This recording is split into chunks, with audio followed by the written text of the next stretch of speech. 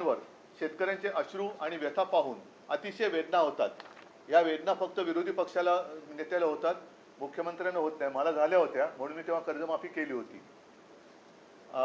पण राज्य सरकारला अजूनही पाझर फुटायचे नाव नाही।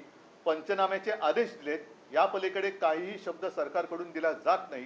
प्रत्यक्षात पंचनामेही होत नाहीत आणि शेतकऱ्यांना मदत तर मिळतच नाही। अन्नदात्याला पूर्णपणे वाऱ्यावर सोडून दिल्यासारखी अवस्था राज्यात आहे। हे बाकीचं सगळं पत्र आहे। आता त्यातले शेवटच्या ज्या 2-3 ओळी आहेत, दोनच, की नुकसानीची व्यापकता आणि सार्वत्रिक झालेले नुकसान पाहता तातडीने ओला दुष्काळ जाहीर करून दुष्काळाच्या निकषाप्रमाणे ही मदत गेली पाहिजे। आपण तातडीने लक्ष घालावे ही विनंती आपला गिचपीड देवेंद्र फडणवीस। नाही, गिचपीड म्हणजे त्यांची सही आहे तसं मी म्हटलं, मला वाचता नाही आली। नाही, वाचता येतं तो बघा तुम्ही सही, पण अशी हे त्यांनी त्यावेळेला दिलेलं हे पत्र आहे। आता तेव्हा ओला दुष्काळी संज्ञा होती आणि मग तुमचं सरकार आलं होती संज्ञा काढली का? तर हे फालतू शब्दाचे खेळ करू नका।